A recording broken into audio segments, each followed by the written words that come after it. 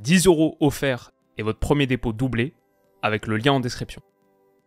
Les amis, bienvenue. J'espère que vous allez tous très bien, très content de vous retrouver pour cette nouvelle vidéo.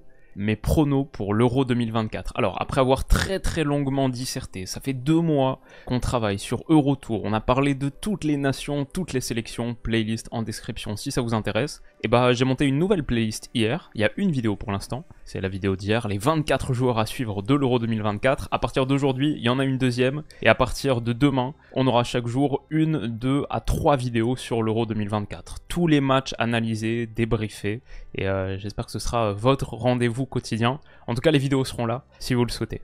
Mais avant ça donc, on se retrouve sur le site de l'UEFA, tableau tournoi. On va faire notre tableau final, les groupes, classer tous les groupes, les huitièmes, les quarts, les demi, la finale, choisir notre grand vainqueur. Et ça va être ça va être pas mal, ça va être fun, on va prendre des risques. Le but c'est de faire monter un petit peu la température. Moi j'aime bien faire des choix et il va y avoir des choix assez osés.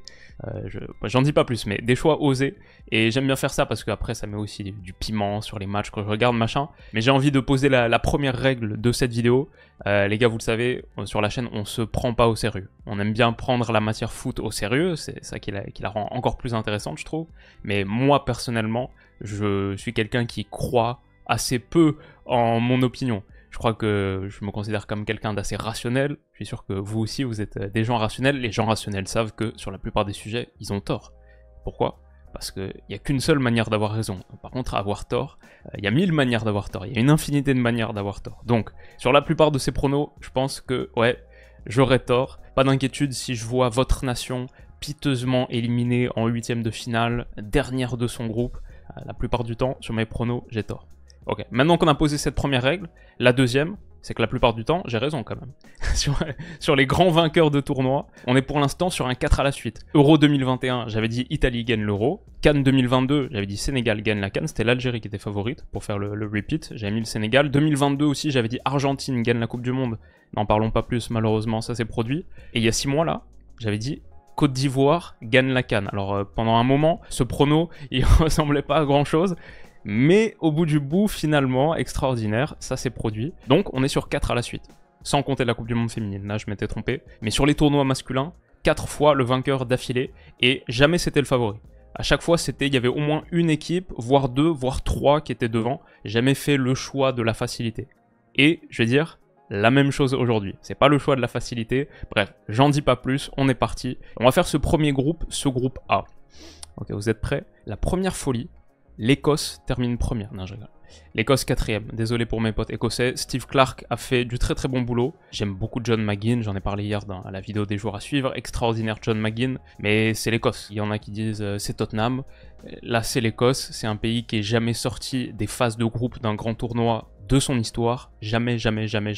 Sur les 9 derniers matchs, ils en ont gagné qu'un seul. C'était contre Gibraltar. Sur les 4 derniers, t'as un nul contre la Finlande de partout, battu par l'Irlande du Nord, pris une claque 4-0 contre les Pays-Bas.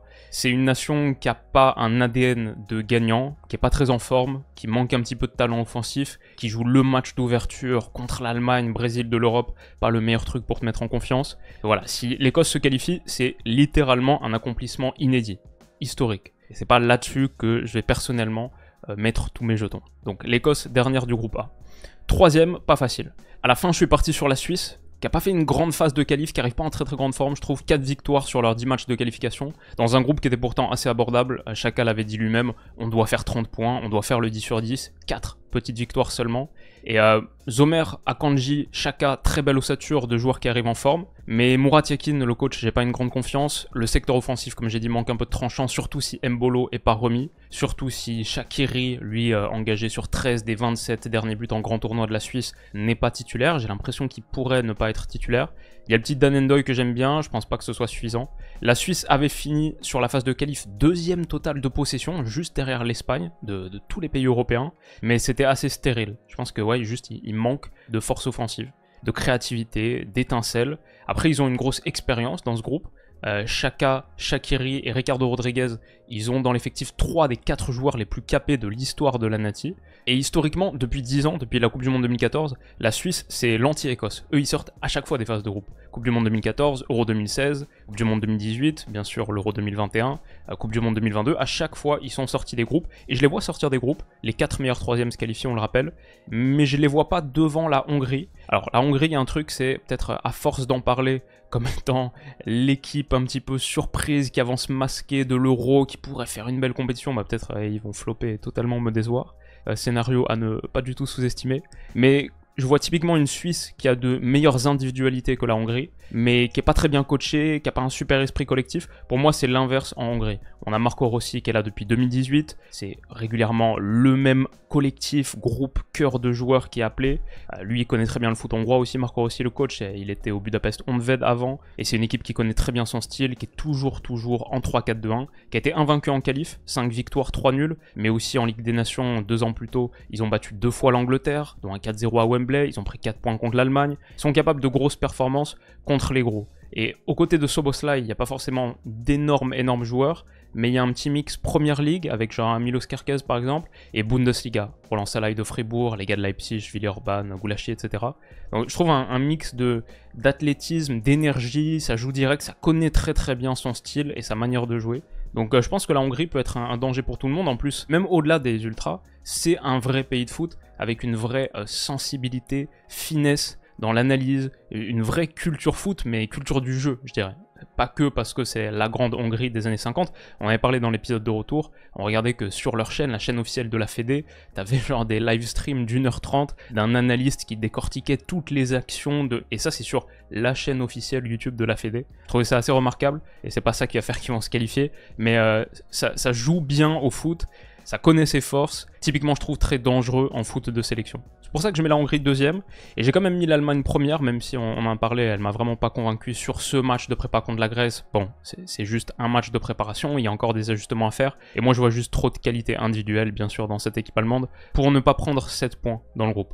Ils vont battre l'Écosse, je pense, ils vont battre l'Écosse sur ce match d'ouverture. Ils ont une grosse pression, donc c'est fascinant, mais à la maison, au moins pour lancer le tournoi, je les vois pas flopper aussitôt. Je mets l'Allemagne première de ce groupe. Groupe B. Alors, à la dernière place, le groupe de la mort. Désolé pour mes potes albanais. Je vais parier la maison sur un truc dans quelques minutes, mais ce sera pas sur ça. Ils ont fait un très beau parcours de qualif, rien à dire. Silvino a fait du bon taf. Mais sur les tauliers, à part Jimmy Chiti, tous les autres arrivent un petit peu avec du manque de temps de jeu. Armando Broja s'est fait les croiser il y a pas longtemps. Je crois qu'il a joué 53 minutes depuis qu'il est arrivé à Fulham en prêt au mercato hivernal, en première ligue. Réparti sur 6 petites entrées en jeu, aucune titularisation. Et ça, c'est ton 9 titulaire. Aslani a plus joué à l'Inter que la saison dernière, mais quand même pas énormément, genre 30% des minutes. Les gardiens, Berisha, Strakosha, sont pas titulaires dans leur club. Et regardez le groupe. Espagne, Croatie, Italie. Sincèrement, vous voyez l'Albanie prendre combien de points là-dedans.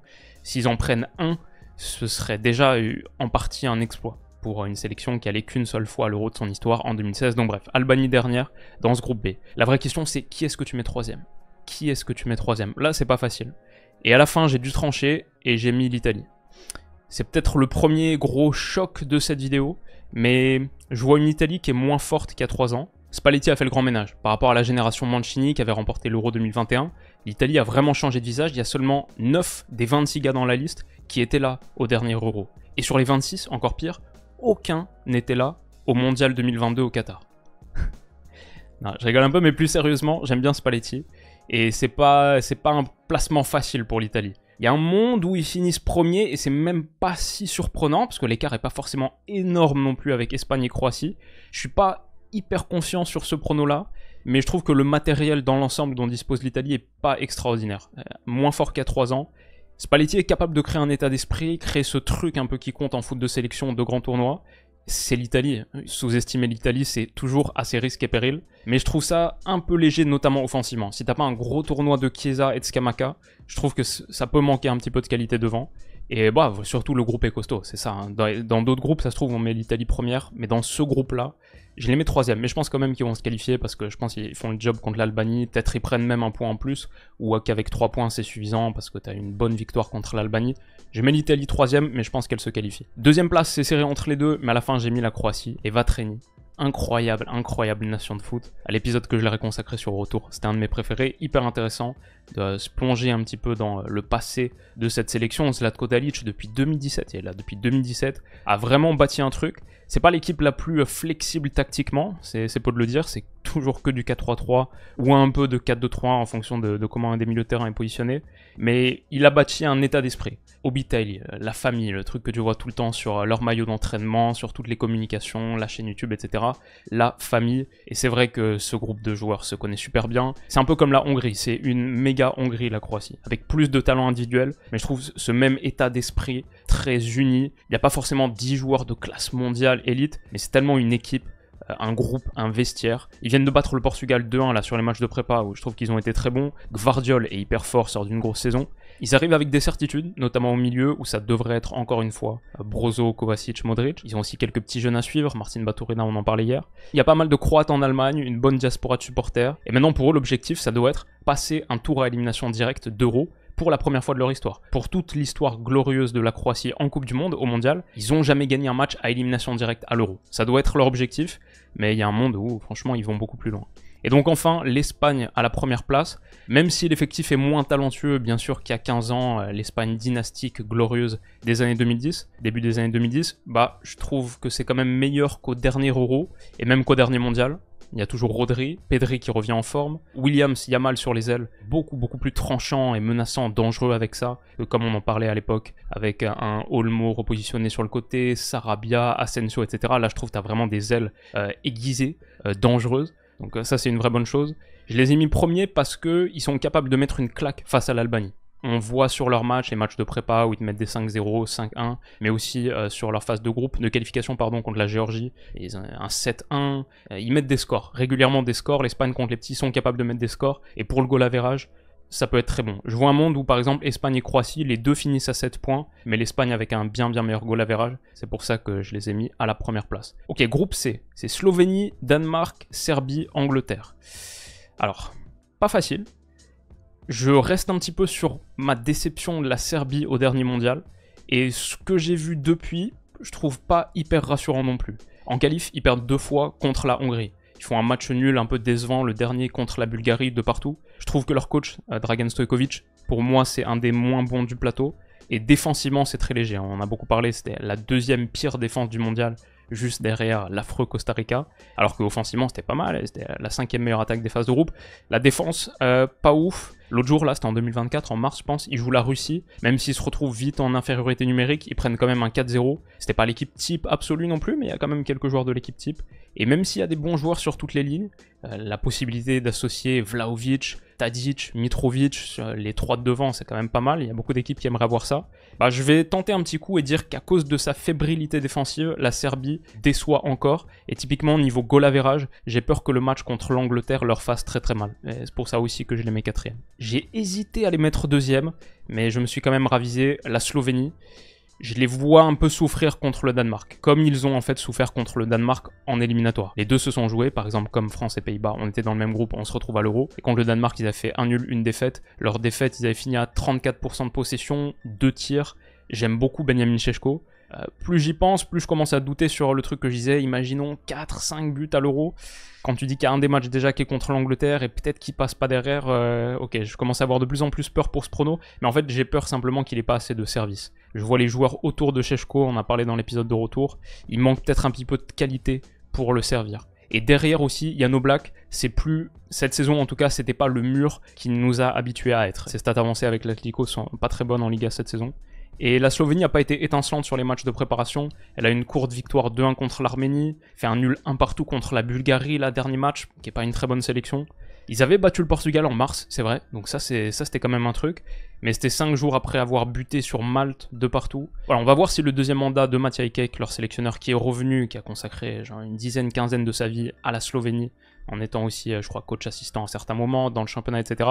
On verra s'il permet aux Slovènes de sortir de la phase de groupe d'un grand tournoi pour la première fois de leur histoire. Comme l'Écosse, ils n'ont jamais réussi à le faire. Mais pour ça, il va falloir attaquer fort. Et c'est pour ça que le match contre le Danemark, dimanche 18h, j'en parle depuis un moment, je trouve très intéressant dans ce groupe. Conditionne énormément de choses. Šeško contre Højlund. Et voilà, si j'ai réussi à vous chauffer pour un Slovénie-Danemark, je considère que ma mission est accomplie. À la deuxième position, donc oui, j'ai mis le Danemark. La belle histoire du dernier Euro est un peu vieillissante aujourd'hui. Il y a 3 joueurs à 100 caps ou plus, 2 des 3 les plus capés de l'histoire de la sélection. Et il y a aussi 10 joueurs à 70 caps ou plus. Les Thomas Delaney, Poulsen, Højbjerg, Christensen, etc. Ça ressemble un peu à une sélection en fin de cycle. Le dernier mondial, bien sûr, ils finissent dernier, extrêmement décevant. Je les vois pas forcément faire un Euro brillant, mais il y a des petits gars qui arrivent. Morten Hjulmand au milieu de terrain pourrait peut-être rebattre un petit peu les cartes. J'ai été choqué de voir, je savais pas. Matt O'Reilly, il a pas été pris. On en parlait dans l'épisode de retour. Le gars, il a fini meilleur joueur du championnat écossais avec 19 buts, 18 passes D, toutes compétitions confondues, en 4000 minutes, 4200 minutes de temps de jeu avec le Celtic. On se disait peut-être il va pouvoir donner énormément de créativité, de jus, de fraîcheur à cet entrejeu danois. Il n'a pas été pris par Hjulmand, même pas dans les 26, ça a vraiment fait scandale au Danemark. Et je viens de l'apprendre. Donc déçu pour ça. Maintenant Hjulmand intéressant et Højlund son premier grand tournoi avec le Danemark. Depuis qu'il est devenu une star, voilà, il n'était pas là au dernier mondial. Et je pense que le Danemark a quand même suffisamment de qualité individuelle, quand je pense à un gars comme Joachim Andersen qui a fait une top saison, même si Kasper Schmeichel, si c'est effectivement lui qui est encore mis dans les buts, je comprends pas trop vu les autres options, Renault, Hermansen qu'a le Danemark. Mais il y a un monde où 4 points dans ce groupe c'est suffisant pour finir deuxième, c'est pour ça que j'ai mis le Danemark à la seconde place. Et enfin Angleterre premier. Next, on parlera des Anglais tout à l'heure. Donc est-ce que ça fait des choix osés pour l'instant? Voilà, Croatie qui se qualifie en 8ème de finale à 1,30, c'est pas trop mal, surtout la Hongrie à 1,70. Si on pense que les deux le font, combiné, ça fait 2,21, pas mal. Alors surtout, je trouve qu'il y a une catégorie qui est très bien payée, c'est les 2 premiers. Parce que ça n'a pas besoin d'être dans l'ordre, mais juste si on imagine qu'aux 2 premières places du groupe, il y aura Espagne et Croatie, c'est 3,50. Même Espagne-Italie, le truc favori que la plupart des gens voient, 1,90, mais Espagne-Croatie, 3,50. D'ailleurs, quand je dis la plupart des gens, c'est pas vrai, les bookmakers voient, mais la plupart des gens partent plutôt à 78% sur Espagne et Croatie. Et le truc, alors je sais pas si ça c'est un truc, un bug, ou si c'est normal, ou si ça va être réparé à un moment donné, mais c'est possible en plus de combiner ce pari-là, Espagne et Croatie, à Espagne se qualifie pour les 8e, et Croatie se qualifie pour les 8e. Donc la possibilité d'augmenter encore sa cote. Si on le prend dans l'autre sens, qui atteindra les 8e de finale, Espagne et Croatie, et que vous faites ce combiné-là, bah oui, c'est sûr qu'ajouter les 2 premiers, ça met plus de risques, parce que Espagne et Croatie peuvent se qualifier en finissant en 3e par exemple. Mais si vous pensez qu'Espagne et Croatie, comme moi, vont finir aux 2 premières places, et qu'ensuite vous ajoutez en petit bonus ça pour augmenter les cotes, ça fait, en gros, Espagne-Croatie, au lieu d'être à 3,50 aux 2 premières places, c'est 4,87. Donc quasiment 5 de cotes pour dire que l'Espagne et la Croatie finissent aux 2 premières positions. Je sais pas si peut-être c'est réparé, peut-être ensuite on clique sur parier et ça marche pas. Bon, peut-être je suis débile et il y a un truc qui m'échappe. Mais sur le papier, comme ça m'a l'air d'être plutôt bon plan. Si ça vous intéresse, si ces codes vous intéressent, vous les trouvez sur Winamax, qui sera bien sûr mon sponsor tout au long de l'Euro. Vous avez accès à leur offre de bienvenue avec le lien en description. C'est la même offre que d'habitude, mais c'est la meilleure qui existe, l'offre spéciale Winamax Willow. Vous cliquez sur le lien, vous faites un premier dépôt, il est instantanément doublé en pari gratuit, et vous recevez aussi immédiatement 10 € en cash. Donc voilà, on fait un petit moment prono aujourd'hui, sponsorisé par Winamax, etc. Dans toutes mes vidéos de l'Euro 2024, quand on fera l'analyse des matchs, comme à l'Euro 2021, comme à la Coupe du Monde, à la fin, on fera une petite séquence preview et prono sur les matchs du lendemain. Et première chose, j'adore faire ces séquences, j'aime bien me projeter sur les matchs du lendemain, ça rend même le moment un peu plus excitant le lendemain, est-ce qu'on avait raison, tort? On se chauffe un petit peu, toujours cool, mais aussi bien sûr, je le fais parce que Winamax, c'est un énorme sponsor de la chaîne. À chaque fois que quelqu'un s'inscrit avec mon lien, je touche une commission. C'est rien à voir avec le montant que vous pariez ensuite, si vous gagnez, vous perdez, ça y a rien, mais juste quelqu'un qui s'inscrit et qui fait un premier dépôt. Je touche une commission en période de grand tournoi, ça a toujours été un gros truc pour moi pour la chaîne. Je sais que pas tout le monde est grand fan des paris sportifs, et je l'entends, j'entends ce message-là. Je dois dire aussi, c'est pas pour tirer une corde sensible ou quoi, mais sincèrement, sans ça, ce serait difficile pour moi de faire Eurotour démonétisé. Parce que comme je l'expliquais dans une vidéo hier ou avant-hier, avec toutes ces intros que je fais, où j'utilise des musiques, du son qui m'appartient pas, bon, comme vous le voyez, la plupart des épisodes d'Eurotour se retrouvent démonétisés. C'est possible pour moi de faire ça, parce que je sais qu'ensuite, il y a le payoff du moment de l'Euro, et bon an mal an, je m'y retrouve. Si j'avais pas de sponsor, ce serait difficile pour moi de justifier le fait de faire Eurotour gratuitement, ou en tout cas le meilleur épisode d'Eurotour possible, avec des musiques qui font kiffer, etc. Voilà, c'est juste pour poser ce message avant l'Euro, où on parlera effectivement de paris sportifs, de Winamax. Maintenant, évidemment, les paris sportifs, plusieurs choses. Comme vous le savez, on le rappellera tout au fur et à mesure de la compétition, interdit aux mineurs, strictement réservé aux majeurs. Deuxième chose, c'est uniquement du divertissement, c'est pas une vraie manière de gagner l'argent. Moi, toute ma vie, j'ai beaucoup plus perdu de paris que j'en ai gagné, c'est clair et net. Peu importe ce que j'essaye de me dire, la rationalisation, j'ai plus perdu que gagné. Je pense que c'est le cas de tout le monde qui joue beaucoup. Si vous vous inscrivez, c'est possible aussi, je pense, notamment avec cette offre, de faire tenir le budget sur toute la compète. Et c'est surtout pas nécessaire de parier sur toutes les rencontres. La plupart des matchs de l'Euro, mais tous les matchs de l'Euro, se kiffent sans parier. Voilà pour le petit segment sponsorisé. Ok, on retourne à nos matchs. Groupe D. À la 4ème place, donc j'ai mis Pologne. Lewandowski va rater le premier match, au moins. C'est un vrai coup dur pour eux, parce qu'en plus, ils faisaient une bonne phase de prépa. Il y a des petits joueurs très intéressants à suivre, j'en parlais hier, Szymanski, Urbanski, Zalewski, bien sûr, de la Roma. Comme on a dit, ils ont été bons en prépa, ils ont battu l'Ukraine, la Turquie. Ils pourraient surprendre, mais ils ont un peu, je trouve, la position de l'Albanie. C'est seulement 4ème meilleure équipe d'un groupe qui est très relevé. Pas autant que Espagne, Italie, Croatie sans doute, mais quand même, il est assez hard, hein. C'est quand même un beau groupe. Il y a 2 mois, je les mettais 4ème facile, la Pologne. Maintenant, j'ai plus de doutes, parce qu'ils ont bien joué récemment. Mais en face c'est costaud. 3ème place, on continue. J'ai mis l'Autriche à la fin, j'ai pas mal hésité. Mais quand même, en fait, le truc avec l'Autriche, c'est que pas de David Alaba, surtout pas de Xaver Schlager, surtout parce que ça c'est un peu plus récent, et pas d'Alexander Schlager non plus, le gardien titulaire. Ils restent sur 6 victoires et 1 nul 7 derniers matchs, donc ils arrivent chaud quand même, hein. 4 victoires contre des équipes qui vont jouer l'Euro en plus. Allemagne en novembre, Slovaquie, la Turquie qui sont explosés 6-1 en mars, et la Serbie l'autre jour. Ils peuvent poser des problèmes à n'importe qui.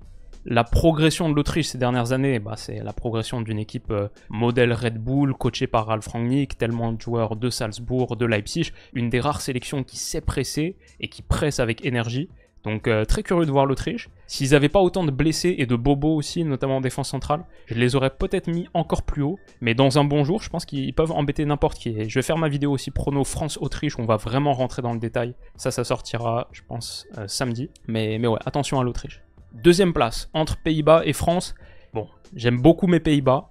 En plus, Koeman a pris Maatsen et Zirkzee finalement, donc très bonne prise, très content de ça. Mais le groupe a beaucoup changé avec les pertes de Frenkie et de Koopmeiners. Au milieu de terrain, il va falloir trouver quelque chose. Ferman, Schouten, peut-être, Gravenberch. Il va falloir que Reinders soit très fort. J'ai pas une grande confiance en Ronald Koeman dans l'ensemble, on peut le dire.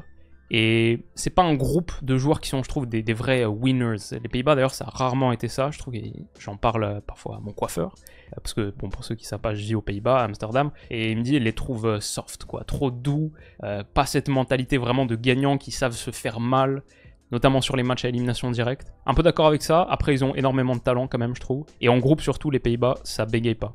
Ils avaient fait le 9/9 à la Coupe du Monde, ils avaient fait le 9/9 au dernier Euro, où ils avaient battu l'Autriche, d'ailleurs, 2-0. Et même la dernière Ligue des Nations, 6 matchs de groupe, 5 victoires, 1 nul. Et c'était dans le groupe de la Pologne aussi, donc des adversaires qu'ils connaissent. Et beaucoup prédisent le flop néerlandais, moi je suis pas d'accord avec ça. Je pense que je suis biaisé, ouais, c'est vrai. Mais on oublie que les Pays-Bas en groupe, en général, ça déçoit pas. Les Pays-Bas en général sont forts contre les faibles, c'est contre les gros ensuite que ça pose problème. Et sur les 3 derniers mois, par exemple, ils ont mis 4-0 à l'Écosse, 4-0 au Canada, 4-0 à l'Islande. Je les sens capables de mettre des scores et de prendre de l'avance, notamment en goal average, etc., qui fait que par rapport à l'Autriche, ils seraient devant, si jamais ça se joue à ça. Pays-Bas 2ème. Et la France à la première place, je ne vois pas forcément faire une grande phase de groupe. On arrive avec des petits doutes, mais déjà je pense moins que ce que certains disent. Et surtout, on bégaye pas en groupe, les gars. La France, par contre, la France de Deschamps, il faut au moins lui accorder une chose, c'est que Coupe du Monde 2014, Euro 2016, Coupe du Monde 2018, Euro 2021, Coupe du Monde 2022, ça fait 5 grands tournois que Deschamps est là. À chaque fois, on a fini premier. Donc, même si le groupe est relevé, attention à l'Autriche, et ensuite les Pays-Bas, notre parcours est pas très bon en plus, je trouve, de jouer juste la Pologne à la toute fin comme ça. Peut-être pas ouf pour prendre de la confiance. Il y a un monde terrible où t'es à 1 point au bout de 2 journées et tu stresses à mort. Je crois pas à ça. Je crois que la France le fait. Et pas forcément avec 9 points. On fait pas généralement le 9/9. Mais 6, par exemple, comme à la dernière Coupe du Monde, malgré la défaite contre la Tunisie, ça peut être suffisant pour se qualifier à la première place. Groupe E et groupe F. On finit avec les groupes. Et dernière place du groupe E, j'ai mis la Roumanie. C'est le petit pousset ultime. C'est, comme on en a parlé, le 24e effectif sur 24 en valeur marchande cumulée sur Transfermarkt. Derrière Dragusin, qui a 25 millions, il n'y a pas un seul joueur qui a plus de 10. Tout le monde est en dessous de 10. Ils ont fait une super phase de qualif. Et après la vidéo d'hier, là, que j'ai fini, j'étais grillé après 1h30 d'enregistrement. Je pense que ça va être la même chose là. Mais après avoir regardé tous ces joueurs parler de chaque équipe, hier soir, j'avais pas à dormir. Et j'avais que des images en tête de Florinel Koeman et Denis Mann. Alors, je sais pas pourquoi, j'avais ces noms qui me passaient, Piotrowski de la Pologne et tout, c'était... On dirait une blague, mais c'est vrai, genre, c'était horrible. Heureusement, j'ai pu dormir un peu plus ce matin, mais tout ça pour dire que malgré le fait que j'ai rêvé de Florinel Coman, eh ben, il reste quand même sur 4 matchs consécutifs sans victoire, et c'est contre Irlande du Nord, Colombie, où ils ont perdu 3-2, et les 2 derniers matchs là, c'est des matchs de prépa qu'on imagine ils ont programmés pour se donner de la confiance, contre Bulgarie et Liechtenstein, l'immense Liechtenstein bien sûr, mais 2 fois 0-0, ça reste quand même pas une très très bonne perf pour se mettre en confiance. Le groupe est pas le pire, donc on sait jamais, mais une qualif pour les Roumains serait une perf, serait une vraie perf. Troisième, j'ai mis la Slovaquie. Alors la Roumanie c'est le 24e effectif cumulé en valeur marchande sur Transfermarkt, Slovaquie c'est le 23e, avant-dernier et dernier. Donc pas un immense effectif, mais il y a David Anko face à Denis Mann, qui pourrait contrecarrer les plans du vivace ailier parmesan. Un vrai duel, un des duels de l'Euro. Mais au-delà de ça, non, la Slovaquie, c'est pas extraordinaire. Il y a Lobotka, il y a Marek Hamšík, pas en tant que joueur, en tant qu'assistant bien sûr, de Calzona, l'ex-coach de Naples, qui est aussi donc le coach de la Slovaquie.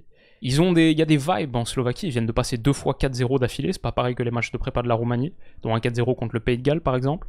Mais ouais, l'enchaînement Belgique-Ukraine, là pour les 2 premiers matchs, je pense qu'ils auront pas trop le temps de croire à la qualif. À la deuxième position donc, j'ai mis l'Ukraine, une des équipes à suivre de l'Euro, parce que pour moi il n'y a que des joueurs passionnants, on en parlait dans la vidéo d'hier, Mudryk, Tsigankov-Dovbyk, la paire de Giron, magnifique, Lunin, mais en défense, il y a Zabarny, et surtout, Soudakov, on en a parlé hier, un des joueurs, même je dirais top 5 des joueurs à suivre de l'Euro, must watch cette équipe, sans dire forcément que Rebrov a trouvé la formule. Collectivement, ils sont pas brillants, ils ont perdu là ce match contre la Pologne en prépa, mais je pense que le Belgique-Ukraine va être passionnant, et peut-être un peu comme le Pays-Bas-Ukraine du dernier Euro en phase de groupe, qui avait été un des matchs de la compète. Belgique-Ukraine, ça pourrait être très très effusif, et partir un peu dans tous les sens, niveau force offensive aussi. Et j'ai mis la Belgique à la fin première, je vois la Belgique faire 9 points dans ce groupe, je la vois plus forte que ce qu'on dit, parce qu'on parle d'une fin de génération dorée, transition, etc. Moi, de tout ce que j'ai vu de la Belgique, j'ai bien aimé. Et je trouve que ce quatuor offensif, où tu peux mettre Lukaku, 14 buts en qualif, et sous lui, De Bruyne, Doku, qui sortent de belles deuxième partie de saison, Trossard, et faire entrer en cours de jeu Bakayoko, Charles de Ketelaere, qui a super bien fini aussi avec l'Atalanta, peut-être Openda, pourquoi pas, Luke Bacchio sur l'aile droite, qui a été pas mal en qualif. Vraiment, la Belgique a un potentiel offensif que je trouve hardcore. Maxime de Kuiper comme latéral gauche, très très intéressant à suivre. Son alliance aussi avec Doku sur ce flanc gauche. J'en parlais dans la vidéo d'hier sur mes joueurs à suivre. Donc j'aime bien cette Belgique. Juste défensivement, ça fait un peu flipper. Encore plus sans Courtois, faut le dire. Même si on comprend la décision de Tedesco, etc. Mais sans Courtois, c'est quand même pas la même chose niveau gardien. Witsel, Vertonghen, c'est lent. Qui est exactement... Comment est-ce que tu fais cette charnière vraiment face... Je suis pas hyper convaincu forcément, mais je vois la Belgique, moi je pense faire le 9 sur 9 et battre même l'Ukraine dernière journée. Et enfin, le groupe F. Alors là, c'est pas facile du tout, je trouve tout le monde peut se qualifier. C'est peut-être le groupe le plus homogène. Je serais pas du tout surpris que la Géorgie finisse deuxième par exemple, pourquoi pas. Une équipe qui a dans les deux surfaces des joueurs d'élite, Mamardashvili et devant Kfara, mais même Mikotadze aussi. Les hommes de Willy Sagnol sont animés par quelque chose. Ce quelque chose, c'est le premier Euro de leur histoire, le premier grand tournoi de leur histoire. Bon, maintenant je les ai quand même mis 4ème, mais peut-être juste parce qu'il y a des équipes qui ont plus de talent, plus de références, et aussi parce que la Géorgie, je suis un peu plus dans le flou, c'était le premier épisode de retour. Je suis pas trop retourné dessus depuis 2 mois, donc j'y vois un peu moins clair. Je crois qu'en prépa, c'était pas trop mal. Honnêtement, ils peuvent prendre la 3ème place, même la 2ème. La Turquie, j'ai mis 3ème. Pour moi, c'est une des équipes les plus illisibles, avec le plus fort écart entre son niveau plancher et son niveau plafond. Je vois un monde où la Turquie fait quart de finale d'Euro sans problème. Et je vois aussi un monde où ils finissent dernier de ce groupe. Je pense que tout est possible avec eux. Et bien sûr, quand on a vécu l'Euro 2021, chat échaudé, craint l'eau froide, on a un peu peur du flop. Je crois qu'on était beaucoup à se brûler les doigts sur cette Turquie-là. Mais cette année, ça pourrait être différent quand même. Il y a tellement de joueurs de talent, de petites pépites. Tous ces Wonder Boys, Arda Güler, Kenan Yildiz, c'est Mikil Soy, des joueurs plus âgés aussi. Aktürkoğlu, Barış Alper Yılmaz, un poil plus âgé, pas beaucoup, mais un petit peu. Et il y a Kadioglu aussi, qui est mon joueur à suivre pour la Turquie, latéral gauche, pourrait être un des meilleurs latéraux gauche de la compétition. Mais collectivement, je sais pas, ils restent quand même sur 5 matchs sans victoire. Ils ont été battus par la Hongrie, par la Pologne, 6-1 par l'Autriche. Récemment, ça n'a pas été très bon, cette Turquie de montée là. En gros, la question, ça revient à est-ce qu'ils peuvent battre Géorgie et Tchéquie. Et la Tchéquie, j'ai pas énormément de repères sur eux, mais j'ai vu qu'ils ont réglé leur question avec Tsoufal, qui a été rappelé, le truc de la boîte de nuit, etc. N'hésitez pas à aller checker l'épisode de retour si vous voulez tous les détails là-dessus. Donc peut-être qu'ils ont résolu leurs petits problèmes, peut-être que Ivan Hacek a fait respecter la discipline, mais a quand même rappelé des joueurs qui sont importants pour le collectif. Et pour moi, bon, ils avaient fait un très bon Euro. Ils avaient été jusqu'en quart, en sortant les Pays-Bas en 8e, en 2021. Donc pour moi, ils ont plus de références, plus de certitude, et plus de solidité, plus une équipe un peu plus stable que les autres. Après le Portugal, je les mets premiers, je les vois faire le 9 sur 9, il y a tellement de talent à toutes les lignes. T'as des top 5, top 10 mondiales sur quasiment toutes les positions. Le milieu de terrain, j'en parlais dans l'épisode, Palhinha, Vitinha, Bruno, je trouve ça très très fort. C'est peut-être le meilleur entre-jeu sur leur niveau en plus en ce moment de la compète. Donc ouais, Portugal, c'est très costaud. Avant de passer au 8e de finale, il faut qu'on élimine 2 pires 3e. Il y a Suisse, Italie, Slovénie, Autriche, Slovaquie, Turquie. Mon idée, c'est que je regarde les groupes dans lesquels chacun sont, et je vois la Slovénie prendre un score contre l'Angleterre, qui pourrait être très défavorable niveau goal average. Et de la même manière, je me dis que la Slovaquie peut souffrir contre la Belgique, prendre un 3-0, et tu finis avec, certes, 3 points, mais moins 2 de goal average, même perdre contre l'Ukraine aussi. Donc ouais, la Slovaquie et la Slovénie sortent pour moi. Et on a donc Suisse, Italie, Autriche et Turquie qui passent. Ah non, il faut pronostiquer encore 2 meilleurs 3e. Donc pardon, hop, on choisit ceux qui passent. Et on accède donc au 8e de finale. On a nos 8e. Le pari que je trouve très très intéressant ici, c'est clair. On a Ukraine, Belgique, Slovaquie et Roumanie dans ce groupe E. Ah, pour moi, Ukraine et Belgique qui finissent aux 2 premières places. Il n'y a rien de garanti en foot, mais ça me semble, voilà, 94% des gens sont partis là-dessus, et c'est à 2,20. Je trouve ça assez attractif, encore plus quand on fait le truc dont on parlait tout à l'heure, et qu'on combine à Ukraine en 8e de finale, qui a 1,35 quand même, et Belgique 1,05 juste pour la forme. Ça fait passer la cote de 2,20 à 3,12. Encore une fois, je sais pas si c'est un glitch, si ça marche vraiment, mais même à 2,20 je trouve ça attractif, à 3,12 encore plus. Ce serait sans doute le pari que je ferais sur cette phase de groupe. Et enfin, il y en a un qui est terrible. Il y a 21% des gens qui sont des pessimistes absolus, ou qui détestent la France. Groupe D, les 2 premiers, vous avez Pays-Bas et Autriche à 20. Donc si vous voulez faire un peu de edge betting émotionnel, en mode, bon bah si la France passe pas, c'est terrible, mon été est ruiné, mais au moins j'ai passé une cote à 20. C'est aussi une possibilité. Les amis, on a donc nos 8e de finale, et je vais pas mentir, si ça c'est le 8e, je suis refait. Espagne-Autriche, je trouve déjà ça c'est un match hyper intéressant. Allemagne-Danemark, ok, costaud. Portugal-Italie, imagine le Portugal, finit premier de son groupe, 9 points sur 9, et prend l'Italie comme meilleur 3e. Et on va dire, ce groupe-là, Espagne, Croatie, Italie, si l'Albanie fait pas une folie et qu'effectivement l'Albanie finit dernière, il y a quelqu'un qui va finir premier de son groupe et qui va recevoir comme meilleur 3e Italie, Croatie ou Espagne. T'es content. Donc ça pourrait être un Portugal-Italie, Pays-Bas-Ukraine, qui était un des matchs du dernier Euro en 8e, sympa, Belgique-Suisse, le match de la semi-francophonie, France-Tchéquie, ok on en reparle, Angleterre-Turquie et Hongrie-Croatie, match hipster. Mais pour moi, 2 équipes qui sont assez proches sur leur mentalité, état d'esprit, le truc familial et genre... ouais, intéressant ce 8e de finale aussi, je trouve. Commençons donc par Espagne-Autriche. Le contrôle contre la pression. Le boa constrictor espagnol qui essaye de te mettre 75% de possession dans la figure pour t'étouffer contre la pression de Rangnick. Et c'est quoi? Quel est l'animal qui te presse, qui te harcèle comme ça? J'ai pas d'équivalent, faudrait que je révise ma draft des animaux. Mais donc Espagne-Autriche, franchement, je pense tactiquement, ce serait un match absolument fascinant. Et cette Autriche, je la pense sincèrement capable de gêner n'importe quelle équipe. Une Autriche qui serait passée dans la phase de groupe France-Pays-Bas aurait aucun complexe. Mais je dois dire aussi que je vois l'Espagne le faire, et c'est le moment où Lamine Yamal se révèle. Peut-être une phase de groupe sympa, où on voit déjà quelques petits trucs de Lamine Yamal, et là, en 8e, match à énorme exposition, Lamine Yamal, dans son couloir droit là, face à Philippe Mouenet de Mayence, qui est un petit peu douteux je trouve pour l'Autriche, Yamal fait mal, et l'Espagne l'emporte 3-1, se qualifie pour les quarts de finale. On a notre premier qualifié. Allemagne-Danemark ensuite. Je dirais que c'est là que ça s'arrête pour le Danemark. Serré, l'Allemagne gagne sans trop convaincre non plus, parce que c'est un match ouvert, où le Danemark a beaucoup d'occasions, peut-être même plus que l'Allemagne. Rasmus Højlund, dans le dos d'une Allemagne, qu'on a vu contre la Grèce, a de gros soucis en transition défensive, se régale, beaucoup d'espace, quelques grosses occasions, mais il convertit pas. Et le Danemark a laissé passer sa chance, l'Allemagne l'emporte 2-0, mais un peu sur la fin de match. En ayant souffert, c'est le genre de match tension à la maison, où tu te dis que le pays hôte va sortir, mais sur la fin, ils le font, et réussissent à se qualifier. Ok, Portugal-Italie, le choc de ces 8e de finale.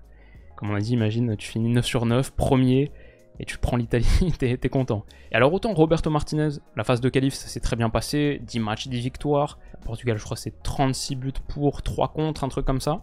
Autant là on a vu face à de l'adversité, la Croatie par exemple, peut-être qu'il n'a pas encore parfaitement trouvé la formule. Et bon, Roberto Martinez, on a beaucoup vu avec la Belgique, on n'a pas trouvé forcément que c'était un super coach dans ces gros matchs où il faut de l'ajustement face à Spalletti. Et l'Italie en élimination directe, attention, c'est là qu'ils deviennent dangereux. Je vois un monde où l'Italie le fait. À la fin, j'ai du mal à partir contre le Portugal parce que juste trop d'armes et ce milieu de terrain que je trouve trop fort. Je pense que contre la Suisse, Coupe du Monde dernière, on se dit « Ah, attention, la Suisse est un peu dangereuse ». Bon, 6-1 pour le Portugal. Ils sont capables dans un bon jour de rouler sur n'importe qui. Ce ne sera pas forcément des bons jours tout au long de la compétition, mais ils sont tellement armés que je les vois le faire. Courte victoire, je veux dire, 2-1 pour le Portugal en 8ème contre l'Italie. Et donc ils joueront Pays-Bas ou Ukraine. Pays-Bas-Ukraine, le 4ème 8ème de finale. C'est le remake de 2021, les Pays-Bas l'avaient emporté. Comme on a dit, les Pays-Bas, quand ils jouent contre des plus petites nations, ils le font. Et je pense que Van Dijk contrôle Dovbyk et l'Ukraine manque un petit peu de qualité dans le dernier tiers pour vraiment achever les Néerlandais. Ça finit 2-0 pour les Pays-Bas. Et on a un Portugal-Pays-Bas en quart de finale de l'Euro après un Espagne-Allemagne. Ça commence à avoir belle figure. Waouh, Belgique-Suisse. Ok, ça c'est un match pour ma commu. Ça c'est un débrief de match, un de ceux qui fait le plus de vues de toute l'Euro. Je serais très content.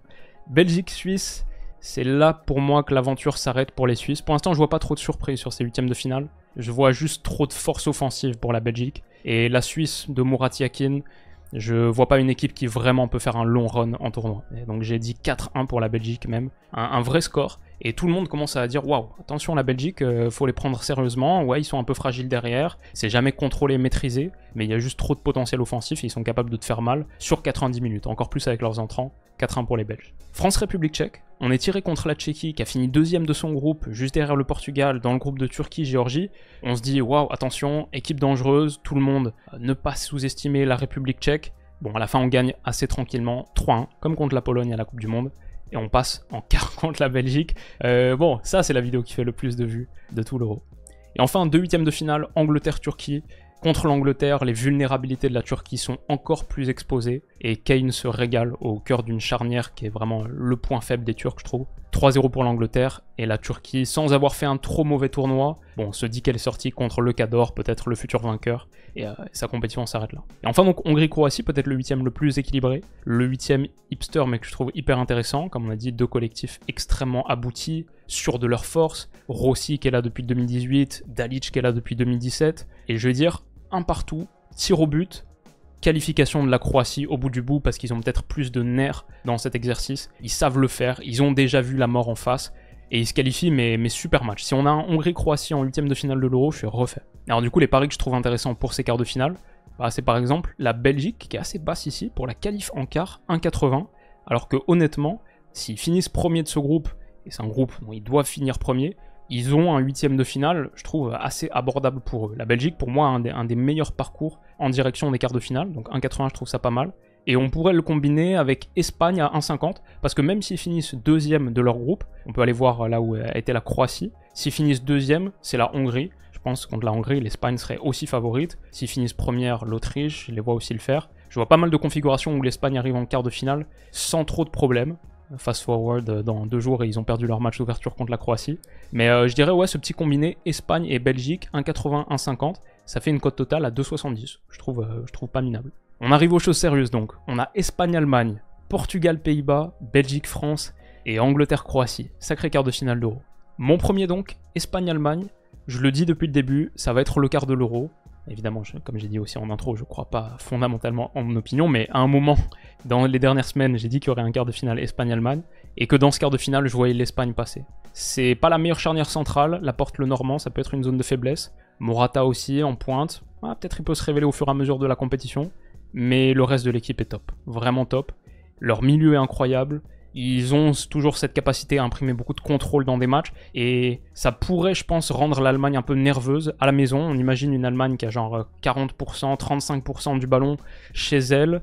Je vois pas une équipe qui sait bien contrôler ses nerfs. Aussi parce que Nagelsmann sur le banc, ça peut disjoncter. Je sais pas, dans un Espagne-Allemagne, je vois beaucoup plus l'Espagne. Et je veux dire qualif avec une victoire genre 1-0 de l'Espagne. Et l'Allemagne sort sans se dire donc qu'elle a fait un très très grand tournoi. Hein. Elle s'est juste qualifiée dans son groupe, elle a battu le Danemark en 8ème, un peu avec de la difficulté. Et ensuite elle sort en quart dès qu'elle a vu un gros. ce serait un échec. Et donc la last dance de Toni Kroos qui sort en quart de finale, l'embrassade avec Dani Carvajal en face, ouais, difficile, mais l'Espagne donc poursuit son chemin en direction du dernier carré. Où elle jouera Portugal ou Pays-Bas, c'est le moment où ça devient sérieux pour le Portugal et où les Pays-Bas montrent leurs limites. Comme on a dit, une équipe qui historiquement gagne contre les petits mais souffre contre les gros, a perdu 2 fois contre la France, 2 défaites pour les Pays-Bas sur la phase de qualif, les 2 c'était contre la France, ils ont perdu contre l'Allemagne aussi en mars, match amical. Ouais. Portugal, je pense, a plus de qualité, à peu près sur toutes les lignes, et battrait les Pays-Bas, je vais dire 2-0. Belgique-France, ok. Le match de l'Euro, et pas que pour moi, le match de l'Euro tout court. La possibilité pour les Diables Rouges de prendre leur revanche sur 2018, sur la Ligue des Nations 2021 aussi, un secteur offensif phénoménal face à notre défense qui est un petit peu douteuse, mais l'inverse est encore plus vrai. Leur défense est encore plus fébrile que la nôtre et notre attaque est pas mal non plus. Match de dingue, ça part dans absolument tous les sens, et désolé pour mes amis belges, mais on voit juste un petit peu trop les limites de leur secteur défensif, ça finit 3-2, et ouais, c'est élu match du tournoi plus tard. La France passe au bout d'une rencontre épique, extraordinaire. Et rencontrera donc Angleterre ou Croatie, c'est le premier vrai test pour l'Angleterre, leur groupe ça allait, la Turquie en 8ème ça allait, c'est leur premier vrai test de la compète, et ils s'en sortent mais ric-rac. Genre, la Croatie les amène au tir au but, un match cadenassé, 0-0, ils sont frustrés, ils réussissent pas à faire la différence, mais Jude marque le penalty de la qualif, et ouais, l'Angleterre est passée au bord du précipice, au bord du gouffre, mais se qualifie pour dernier carré. Et donc, on a France-Angleterre et Espagne-Portugal, 2 des plus grosses rivalités du continent, en demi-finale d'Euro. Si c'est ça, monstrueux. Espagne-Portugal, il y en a eu 40 dans l'histoire. France-Angleterre, il y en a eu 32. Et entre l'Espagne et le Portugal, c'est toujours très très serré. Sur les 6 derniers, depuis 2010, une victoire, 1-0 de l'Espagne, tous les autres c'est des matchs nuls. Dont le 3 partout de la Coupe du Monde 2018. Espagne-Portugal, c'est toujours épique. Et... waouh. Qui va en finale d'Euro? Je vois l'Espagne y aller. Je crois que c'est le moment où le Portugal, qui est stacked à toutes les lignes, qui a cet effectif monstrueux, arrive juste pas à assumer son statut de favori. Pas loin, ça se joue à rien, encore une fois, comme contre l'Allemagne, 1-0. Le Portugal très frustré, un match qui domine, l'inverse de la demi-finale de l'Espagne contre l'Italie, où l'Espagne contre l'Italie en 2021 avait été meilleure, mais était sortie. Là, c'est le Portugal qui est meilleur, mais c'est l'Espagne qui passe. Il n'y a pas de pitié, il n'y a pas de logique, il n'y a pas de justesse en demi-finale d'Euro, mais le Portugal, qui a sorti l'Italie, qui a sorti les Pays-Bas, assume pas son statut de favori, et l'Espagne qui arrive un petit peu plus masquée, le fait, et est en finale de l'Euro. Cette Espagne-là est en finale de l'Euro, qui l'eût cru, extraordinaire, ils y sont. Et en face, c'est France ou Angleterre. C'est malheureusement le sens de l'histoire. C'est la revanche des Anglais, c'est leur heure, c'est leur moment. Ils montent en puissance depuis des années. Nous, on a laissé de grosses forces émotionnelles contre la Belgique. Ce match fou. Eux, contre la Croatie, 0-0, tir au but. Ils se sont tellement vus sortir que ça les a galvanisés. Leur premier vrai test les a mis dans une dynamique mentale. Ok, maintenant, on n'a jamais senti une équipe aussi soudée, concentrée, intense. L'Angleterre se venge du quart de finale de Coupe du Monde 2022, où ils avaient été meilleurs que nous sur la deuxième mi-temps. On est vraiment passé à ça. Là, ils laissent pas passer leur chance. L'Angleterre passe. Et nous, on est frustrés parce que c'est un match où on n'a même pas trop la sensation de l'avoir joué. On prend très vite le premier, début de deuxième mi-temps, le deuxième. On marque le 2-1, Giroud, fin de match, mais c'est juste pas suffisant. Et à aucun moment on y a trop cru, et on sort en demi-finale donc. Mais on s'est dit qu'on est tombé contre l'Angleterre, le futur vainqueur. Donc ça va, finalement, c'est un tournoi dans l'ensemble plutôt réussi. Maintenant, on se projette vers la Coupe du Monde 2026. Et voilà, Mbappé va retrouver Bellingham qui a gagné l'Euro, machin. Sauf que, cette finale Espagne-Angleterre, elle se passe pas comme prévu. Tous les ingrédients étaient réunis pour l'Angleterre. Enfin un titre. Un titre qu'ils attendent depuis 58 ans, si je compte bien, quasiment 60 ans. Enfin un titre pour l'Angleterre. Ils ont été en finale il y a 3 ans, ils ont connu cette amère déception. Jude, le madrilène, est craint, redouté par toute l'Espagne. Ils sont largement favoris de cette finale, mais, Rodri neutralise Bellingham. C'est le match de Rodri, c'est le tournoi de Rodri. Et Rodri, comme contre l'Inter, est buteur, le seul but du match, en finale, comme en finale de Champions, en finale d'Euro. 1-0 pour l'Espagne, 70e, but de Rodri. Et personne ne sait à qui donner le ballon d'or. Parce que l'année dernière, il y avait un petit peu de Rodri dans la conversation, mais on se disait, ouais. Là, on se dit, ouais, mais ça fait quand même 2 années de suite, il n'y a pas un monde où... En fait, on s'en fout, parce que c'est pas du tout la conversation la plus importante. La plus importante, c'est que l'Espagne vient de gagner son 4e euro en Allemagne, vient donc de dépasser l'Allemagne au classement des nations européennes les plus titrées. C'est son 3e euro au 21e siècle. Personne ne les attendait là. Mais voilà, cette nation sait juste gagner. Et Rodri, Pedri, Lamine Yamal rentrent dans l'histoire à jamais, tous les autres. Et l'Espagne, donc, gagne l'euro. Votre tableau est prêt, très, très anticlimatique. On va rien partager, c'est bon. On a juste dit que l'Espagne allait gagner l'euro. Je sais pas pourquoi, je sens que ni Angleterre, ni France, ni Allemagne, le Big Three là que tout le monde met, surtout Angleterre et France, mais aussi l'Allemagne à la maison, s'il y avait ce prono qui existait, ce serait aucun des trois ne gagne l'euro. C'est le petit truc que je sens comme ça. Et pourtant, tout début de saison, on avait fait la vidéo avec Stan et j'avais dit mon prono de pré-saison c'est Bellingham Ballon d'Or parce que l'Angleterre gagne l'euro. Mais là, j'y crois plus trop en fait. Évidemment, il y a tellement de super joueurs, mais défensivement, ça fait un peu flipper. Le côté gauche, il n'y a pas vraiment de solution à l'absence de Luke Shaw. Maguire aussi qui est parti et qui est un joueur tellement important pour eux. Enfin bref, on a fait tout l'épisode sur l'Angleterre. Je mets l'Espagne. L'Espagne qui remporte l'euro, côté à 8. Et leur cote a légèrement baissé. Elle était à 9 il y a quelques jours. Italie, Belgique, Pays-Bas, ça reste la même chose, si je me souviens bien. 17, 20, 20. Croatie à 40. L'Espagne qui sort de son groupe, et je pense même s'ils sortent deuxième de leur groupe, ils peuvent le faire. Même s'ils finissent à la deuxième place, ils n'ont pas besoin de sortir à la première place pour le faire. Si vous avez été séduit, convaincu par mes scénarios, c'est genre Spielberg, vous avez Angleterre, Espagne, la finale, c'est coté à 14. Choisir sa finale, c'est... D'ailleurs, vous voyez quoi comme finale? Peut-être dans les commentaires, mettez-moi, j'ai demandé sur Twitter, quelle sera la finale de l'Euro. Vous voyez qu'il y a tellement de possibilités que même la plus probable pour les bookmakers, Angleterre-Allemagne, est à 10. France-Allemagne, 11,50. Angleterre-France, c'est à 13. Puis après, on tombe sur des... je sais pas, Allemagne-Portugal, pourquoi pas en soi, 30. C'est impossible à prédire. Il y a vraiment, je trouve, ouais, il y a 8 nations qui sont très très fortes, très très intéressantes. Il y en a 10 faciles. Si elles sont en finale, ça me surprend pas. Si demain la Croatie est en finale, ça me surprend pas du tout. Il y a bien 10 nations que je mets potentiellement aller en finale d'Euro, et je serais pas choqué. Donc je trouve que le tournoi est absolument fascinant, et on va se régaler. Donc voilà les amis, vous me connaissez avec les pronos, j'aime pas play it safe. On prend des risques, on n'est pas parti sur Angleterre-France, on a tenté un truc, comme à chaque tournoi, on tente un truc. Et j'ai un petit feeling sur l'Espagne, que j'essaie de détailler le plus possible. Si vous le souhaitez, vous avez la vidéo de retour aussi. Et bref, de toute manière, tout ça, c'est juste pour chauffer un peu. J'espère que ce truc Netflix vous a chauffé, là, sur les scénarios de ces rencontres à élimination directe. Et, je me suis fait un petit exercice de kiff. J'espère que ça vous a plu. Si c'est le cas, dites-le moi en commentaire. Toujours un plaisir de recevoir votre force. Et rendez-vous demain pour le match d'ouverture de l'Euro 2024. Trop hâte.